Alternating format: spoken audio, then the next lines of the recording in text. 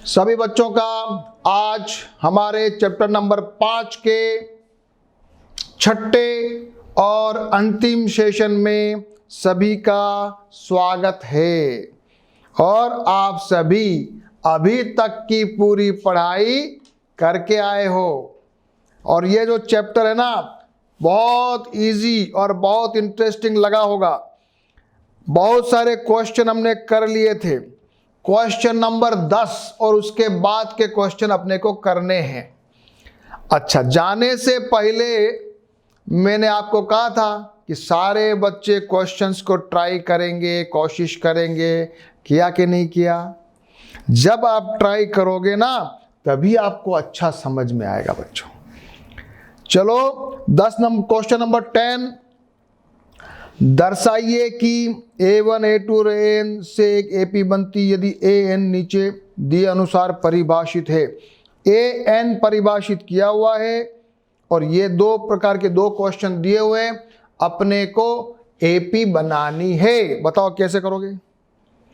सभी लोगों ने बनाई कि नहीं बनाई? जल्दी बताओ। पहला वाला दिया हुआ है ये AN का फॉर्मूला, n बराबर 1 रखो, n बराबर 1 यानी प्रथम पद, n बराबर 2 रखा, 4 दूनी 8 और 3 11, n बराबर 3 रखा 15। AP आ गई, AP आ गई 7 11 15 19 डेश डेश, चलते चले जाओ। ये मेरी AP आ गई, इसमें A बराबर 7 है और D बराबर क्या है बच्चों? 4 है। और फिर उसके बाद इसने पूछा है और प्रत्येक स्थिति में प्रथम 15 पदों का योग ज्ञात करना है। अब आपको A आ गया, D आ गया, चलो निकालो, चलो फटाफट। 15 पदों का योग n/2 2a n-1 d solve किया। यहां मेरे को देखो, कभी भी आपको जब सॉल्व करने में ध्यान रखना, थोड़ा सा आइडिया है। यहां क्या करेंगे, 15/2 तो है, इसमें क्या करेंगे, 2 अंदर से कॉमन ले लेंगे तो ये बचेगा 7 प्लस ये 7 गुणा 4 है ना। ऐसे आप कर सकते हो। या यहां पर इन्होंने अलग तरीका लगाया, इन्होंने क्या किया है, सीधे 14 ही बाहर निकाल लिया, कॉमन ले लिया तो 2 से इसको काट दिया, ये आ गया 7, अंदर बचा 1 + 4, तो थोड़ा कैलकुलेशन इजी हो गई। तो ये अपन प्रैक्टिस करेंगे ना तो कैलकुलेशन भी थोड़ा अपने को कैसे फास्ट करना है, गलती नहीं होने देना है, ये सब सीखने वाली बातें हैं। बस यही मैथमेटिक्स और कुछ भी नहीं है ना। अगला क्वेश्चन वैसा का वैसा है, चलो सभी बच्चे करो फटाफट। AN बराबर 9 - 5n, जल्दी से A1 A2 A3 निकाल लो।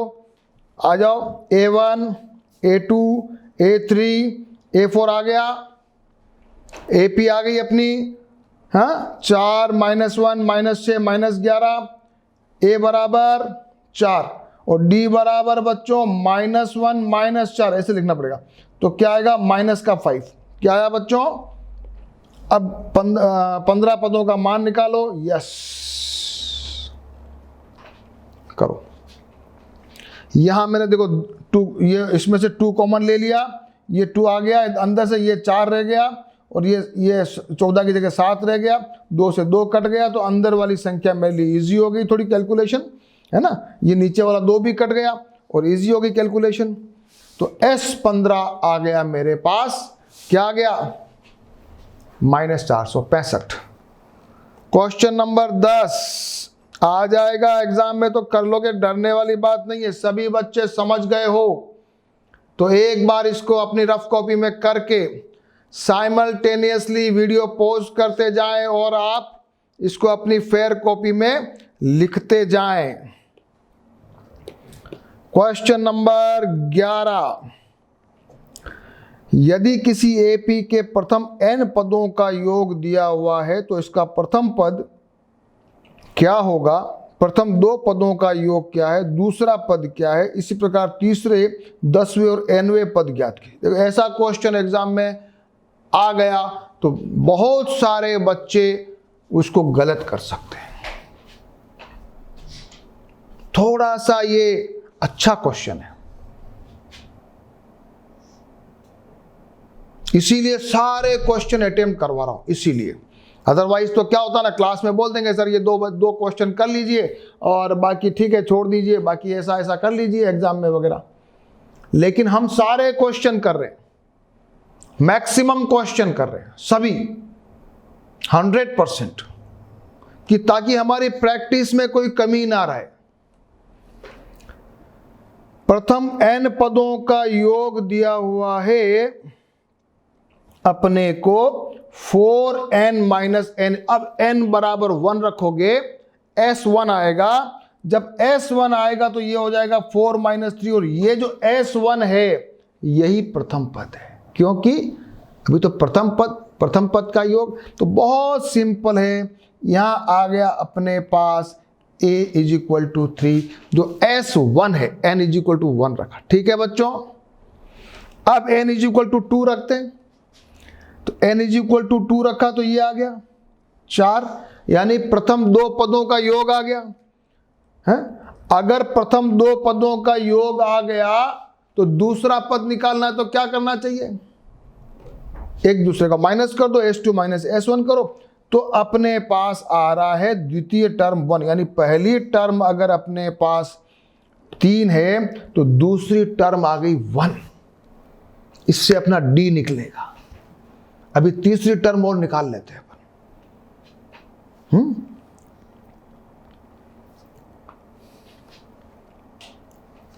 यहीं से अभी चलो केवल इसी से d निकाल दिया। 1 माइनस 3 है ना, 1 सेकेंड टर्म है, माइनस 3 फर्स्ट टर्म है, तो 1 माइनस 3 माइनस 2 मेरा आ गया d।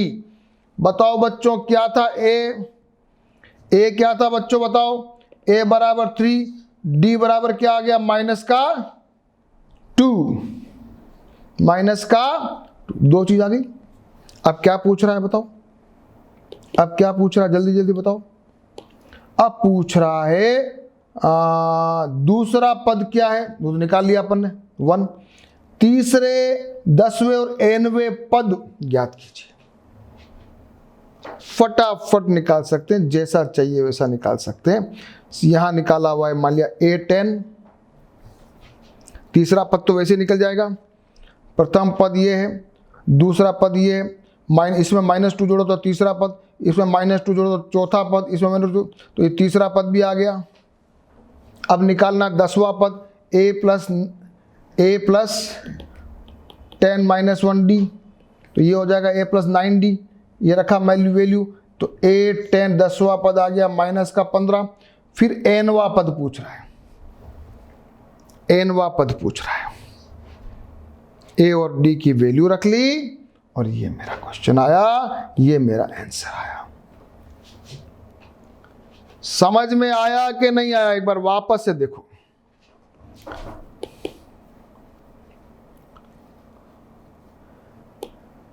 ये हमको दिया हुआ था s1 निकाला, यही s1 जो है वो a है, प्रथम पद का योग तो प्रथम पद ही हुआ। फिर अपन ने दूसरा पद निकाला तो 4 आया, दूसरे पद को प्रथम पद से घटा, ये योग है, दूसरे पद तक का योग है ना, उसको अगर पहले से घटाया तो सेकंड वाला पद आया कि नहीं आया। ये s2 है, सेकंड पद नहीं है, s2 है, प्रथम दो पदों का योग है। तो ये इसमें अपन ने निकाला तो अपना ये आ गया 1। फिर अपन ने d, जब ये 1 आ गया तो 1 माइनस 3 का d निकाल लिया। जब d अपने पास आ गया तो अपन सीरीज बना सकते हैं, बना ली। 10वां पद निकाल लिया और nवां पद भी निकाल लिया। अगर एग्जाम में आएगा तो गलती नहीं होनी चाहिए। और जिसको समझ में अभी आ गया, एक बार वापस से इसको समझ के बिना उसको वीडियो पॉज करके सारा पूरा वापस से रीराइट कीजिए, और जब अभी प्रश्नावली खत्म हो जाए तब इन प्रश्नों को फेयर कॉपी में आपको प्रॉपर तरीके से नोट डाउन करना है।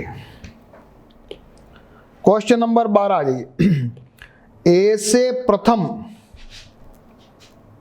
40 धन पूर्णांकों के योग ज्ञात कीजिए जो 6 से विभाज्य हैं। बोलो, ऐसे क्वेश्चन आएगा क्या करोगे? 6, 12, 18, है, 6 चौक 24, ए से 40 पद, कितना एन दे रखा है 40, एन दे रखा है 40, ए दे रखा है बच्चों, बताओ ए बराबर क्या आया 6 और डी बराबर भी 6। अब अपने को क्या निकालना है, योग ज्ञात करना, निकाल लो। इजी क्वेश्चन, एग्जाम में आएगा तो कर लोगे, अभी सब एक बार बिना देखे करोगे।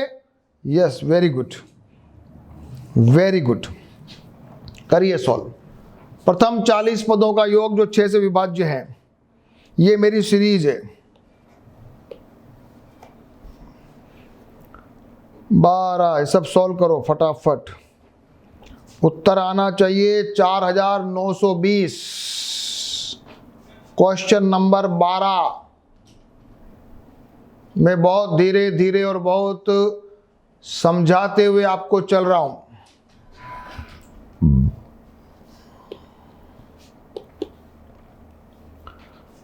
क्वेश्चन नंबर 13 आ जाइए। 8 के प्रथम 15 गुणजों का योग ज्ञात कीजिए। 8 के प्रथम 15 गुणज, 8, 16, 8 या 24, ऐसे चलते जाओ। तो यहाँ n बराबर दे रखा 15, हाँ, a बराबर 8 और d बराबर भी 8 है कि नहीं है? ये आ गया। n बराबर 15 दे रखा, निकाल लो फटाफट। 15 पदों का योग निकाल लो। 15/2, 2 × 8, ये 2a प्लस n-1d। यस, ये देखो 15/2 नीचे था, इस 2 को उड़ाने के लिए मैंने दिमाग लगाया, बाहर 2 कॉमन ले लिया तो अंदर रह गया 8 और ये 14 की जगह 7 रह गया। थोड़ा अंदर वाली भी थोड़ा संख्या छोटी हो गई, ये 2 से 2 मेरा कट गया, तो मेरा आंसर फास्ट आ गया। हाँ, ये थोड़ी सी होशियारी की बात है। आप लोग अगर ऐसा नहीं करो बाय द वे, तो आप क्या करोगे, आप इसको अंदर वाले को सॉल्व करोगे, फिर इसको 15 से गुणा करोगे, फिर 2 का भाग लगाओगे, तो लंबा चौड़ा काम हो जाएगा। ठीक है, S15 आ गया 960। क्वेश्चन नंबर करेंगे 14।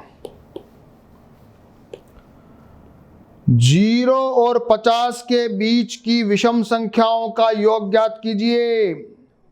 1, 3, 5, 7, ऐसे करते करते 50 तक जाना है। तो 50 तो विषम संख्या नहीं है, सम संख्या है, तो अपने को गुण 50 तक जाना है। ठीक है, योग ज्ञात करना कैसे करोगे? अब इसमें एक लफड़ा है, नहीं हो जाएगा।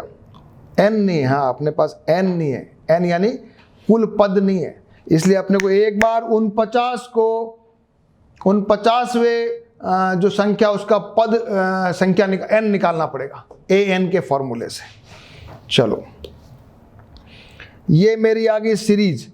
a बराबर 1 है, d बराबर 2 है, ठीक है, और l यानी अंतिम पद है गुण 50।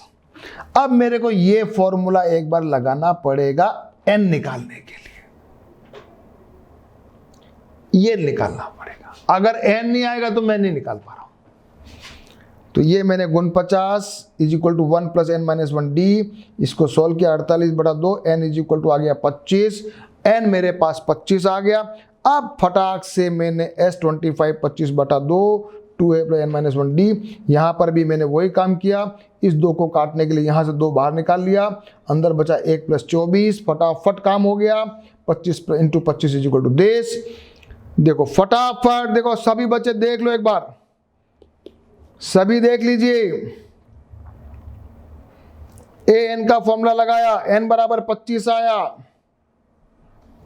इसको सॉल्व करने का तरीका, मैंने 2 कॉमन लेके बाहर निकाल लिया, अंदर बचा 25 × 25 बच गया, 625 उत्तर आ गया।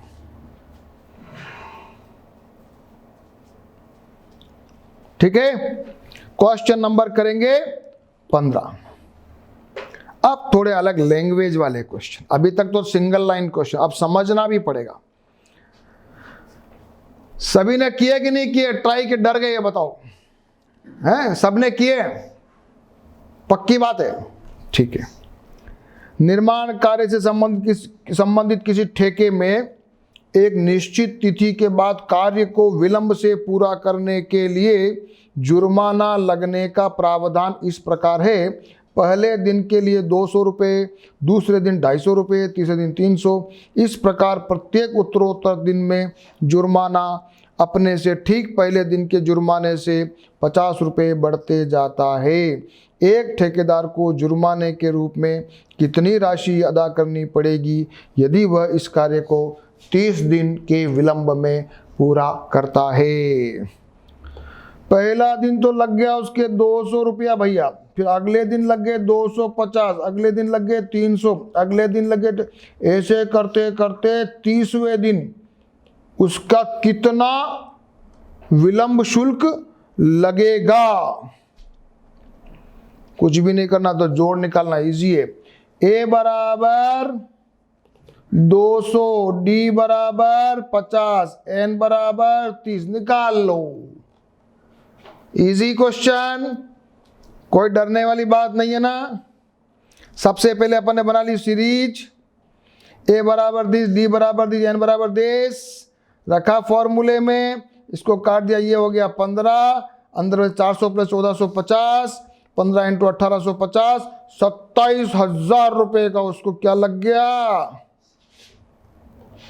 जुर्माना। 30 दिन लेट हो गया था, इसलिए फॉर्मूला समझ में आ गया।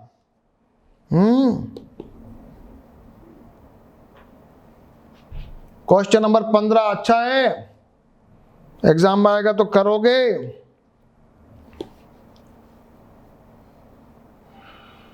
क्वेश्चन नंबर आ जाइए 16।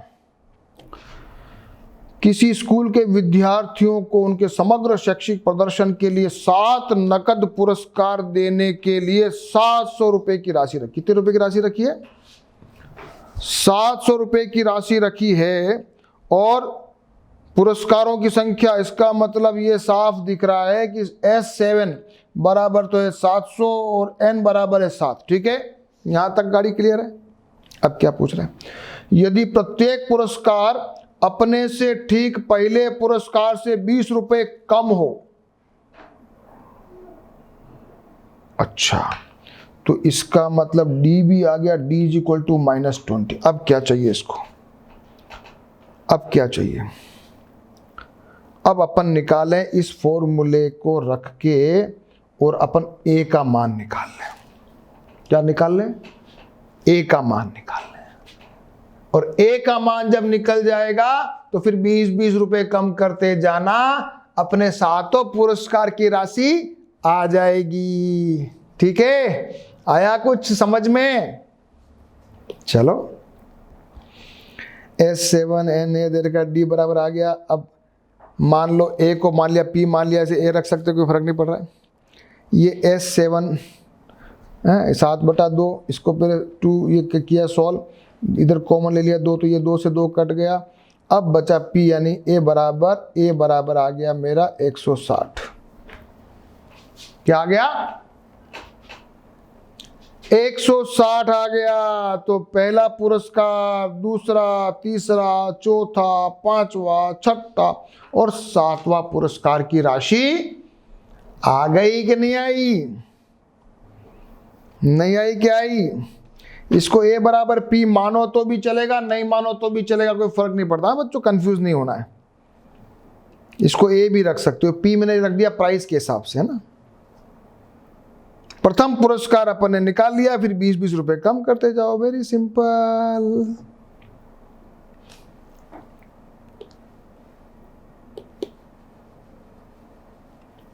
Question number 17। 20 क्वेश्चन है, अभी डरो मत। एक स्कूल के विद्यार्थियों ने वायु प्रदूषण कम करने के लिए स्कूल के अंदर और बाहर पेड़ लगाने के बारे में सोचा। यह निर्णय लिया गया कि प्रत्येक कक्षा का प्रत्येक अनुभाग यानी सेक्शन अपनी कक्षा की संख्या के हिसाब से पेड़ लगाएगा। यानी कक्षा पहली में पढ़ने वाला 1 पेड़ लगाएगा, कक्षा दूसरी वाला 2 लगाएगा, तीसरी वाला 3 लगाएगा, और 12th वाले बच्चे 12 पेड़ लगाएंगे।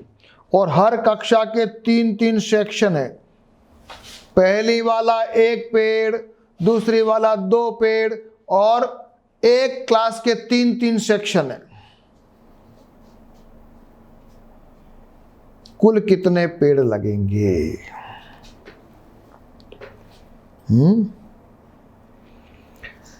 ये मेरी क्लास है 1 2 3 4 12 तक, है ना। a बराबर 1, d बराबर 1 और n बराबर 12। ठीक है। अब एक एक क्लास मान लिया एक एक लगाती है, तो s 12 तक का योग simple 12/2 2a plus n minus 1d 78 मेरा। एक एक क्लास अगर एक एक पौधा लगाती है तो कुल पौधे लग रहे हैं 78। और अब उसमें एक क्लास के 3 सेक्शन है, तो 78 गुणा 3, उत्तर आ गया 234। कुल पौधे कितने लगेंगे बच्चों? 234। Question number 18। केंद्र A से प्रारंभ करते हुए बारी बारी से केंद्रों A और B को लेते हुए त्रिज्याओं 0.5 सेंटीमीटर, 1 सेंटीमीटर, 1.5 सेंटीमीटर, 2 सेंटीमीटर वाले उत्तरोत्तर अर्धवृत्तों को खींचकर एक सर्पिल स्पाइरल बनाया गया है, जिसकी आकृति बताई रखी है। 13 क्रमागत अर्धवृत्तों से बने इस सर्पिल की कुल लंबाई क्या है? वाह, क्या बताएं। सबसे पहले तो n बराबर दे रखा है 13, ठीक है, और a बराबर है 0.5, है ना बच्चों, और d बराबर भी है 0.5। यहां तक तो गाड़ी क्लियर है, क्लियर है। अब लंबाई पूछ रहा है, एक का आधा सर्किल, एक बना रहा है सर्पिल आधा, है ना। a से b में ये आ रहा है 0.5, फिर यहां से ले रहा है 1, फिर यहां से ले रहा है 1.5, फिर यहां से ले रहा है 2, ऐसे बढ़ते जा रहा है। समझ में आया कि नहीं आया? समझ में आया कि नहीं आया? यहां से गाड़ी स्टार्ट हुई आधा सेंटीमीटर, यहां से गाड़ी स्टार्ट हुई 1 सेंटीमीटर, यहां से गाड़ी स्टार्ट हुई 1.5 सेंटीमीटर, यहां से गाड़ी स्टार्ट हुई 2 सेंटीमीटर। ये सर्पिल बन रहा है, क्या बोलते हैं इसको? स्पाइरल, सर्पिलाकार। 13 क्रमागत अर्धवृत्त बन रहे। क्या बन रहे हैं? क्या बन रहे बच्चों? अर्धवृत्त। किसी भी वृत्त की परिधि क्या होती है बताओ मेरे को, कौन बताएगा? 2 पाई r। क्या होती है? 2 पाई r। तो अर्धवृत्त की परिधि बता दो, पाई r। ठीक है, यहां तक गाड़ी क्लियर। अब मैं सवाल सॉल्व करूं, समझ में आ गया क्वेश्चन? पहले तो हाँ, पहले तो बताओ सेमी पेरीमीटर यानी अर्धवृत्त का परिमाप पाई r, ठीक है। अब मेरे को निकालना है लंबाई, पहले वाले सर्पिल की लंबाई L1 पाई r आई, मेरे पास r मेरे पास 0.5 था, तो क्या लिखा इसको? π/2 लिख सकता हूं। दूसरे वाले सर्पिल का पाई इंटू 1 पाई, तीसरे वाले का पाई इंटू 1.5 3 π/2। अब मेरे पास AP आ गई, ये क्या आ गई? क्या आ गई? π/2 पाई, 3 π/2 2 पाई, फिर 5 π/2 3 पाई। ये मेरे पास चल रही है। कुल 13 है। a बराबर π/2, d बराबर π/2 और n बराबर 13। मेरे को योग निकालना है, रखो फॉर्मूले में, करो सॉल्व। 2 से 2 कट गया, यहां से 6 आ गया, तो ये बच गया 7 पाई। तो 13 इंटू 7 π/2, तो ये आ गया 91 π/2। तो 91/2 और 22/7 पाई की वैल्यू रखी, काटो इसको, तो मेरा आ गया 143 सेंटीमीटर। ये मेरा आ गया इसका 113 सेंटीमीटर, ये आ गया 143।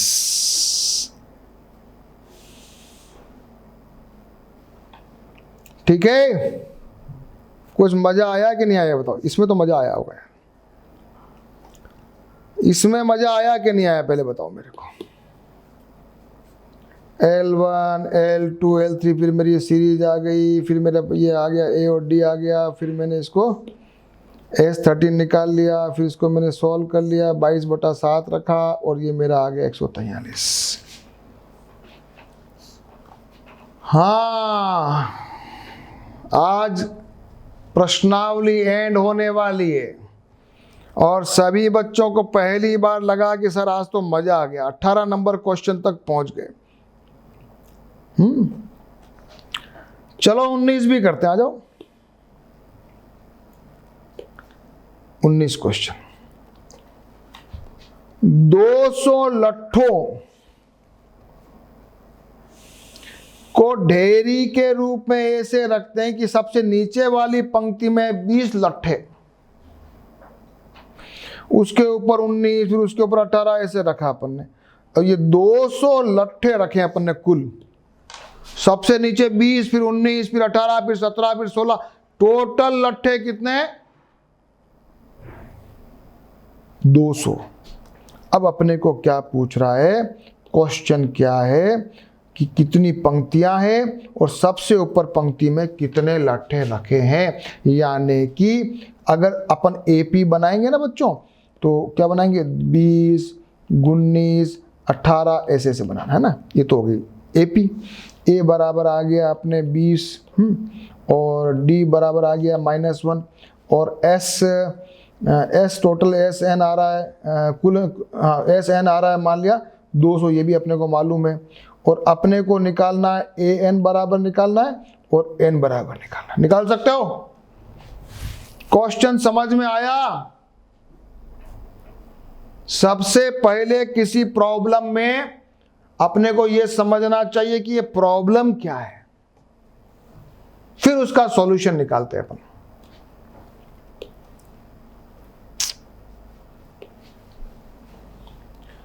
यहां पर मेरा a बराबर 20, d बराबर -1, एस एन दिस, मुझे निकालना n, फॉर्मूले में रखा, इसको सॉल्व किया, ये n स्क्वायर की इक्वेशन आई।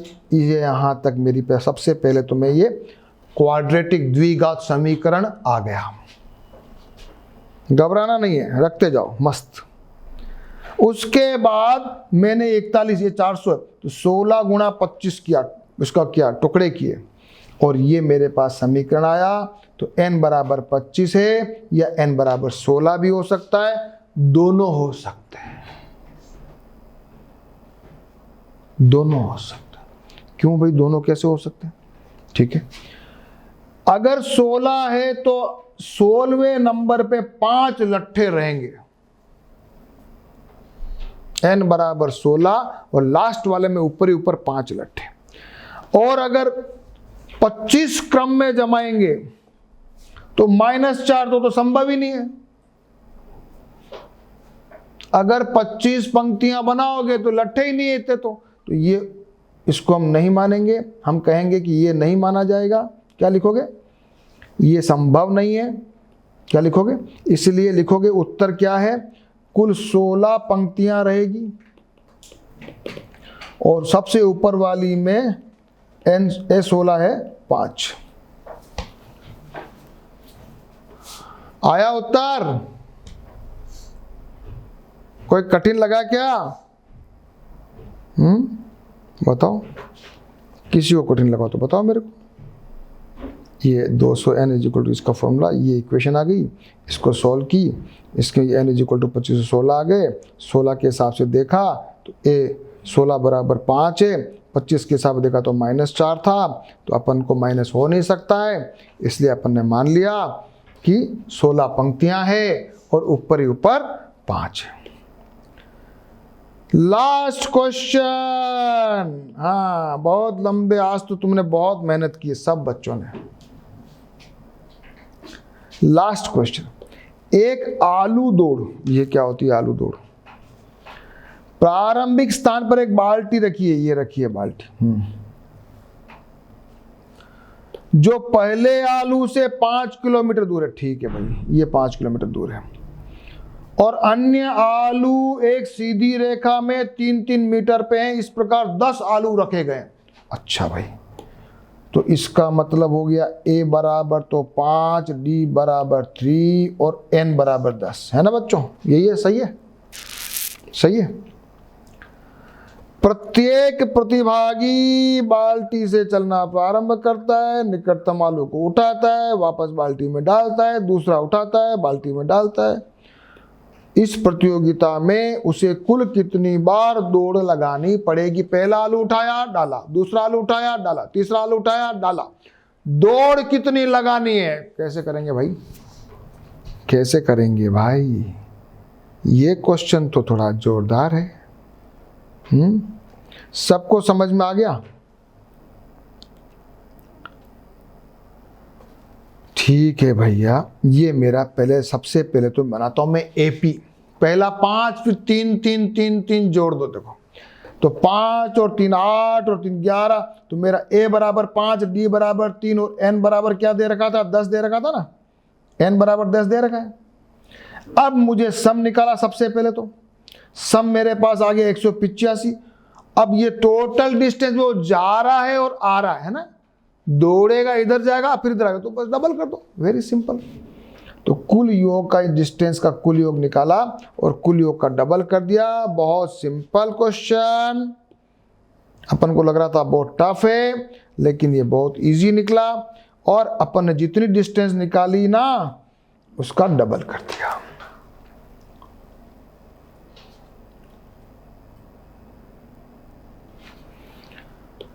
ये मेरी प्रश्नावली खत्म हो गई। आज हम लोगों ने प्रश्नावली 5.3 के सारे सवाल भी कर लिए और आज इस अर्थमेटिक प्रोग्रेशन समांतर श्रेणी का छठा और अंतिम सेशन था। सरल चैप्टर है, लेकिन इसमें सारे क्वेश्चन अपने को करने हैं, क्योंकि प्रैक्टिस बहुत काम की चीज है। गलती होनी ही नहीं चाहिए। तो सभी बच्चे सवालों को अपने आप करेंगे, दोबारा से करेंगे और अपनी अपनी फेयर कॉपी में करके एकदम परफेक्टली करेंगे। ओके डियर स्टूडेंट्स, तैयारी करते रहिए, फिर मिलेंगे नेक्स्ट चैप्टर में। ओके।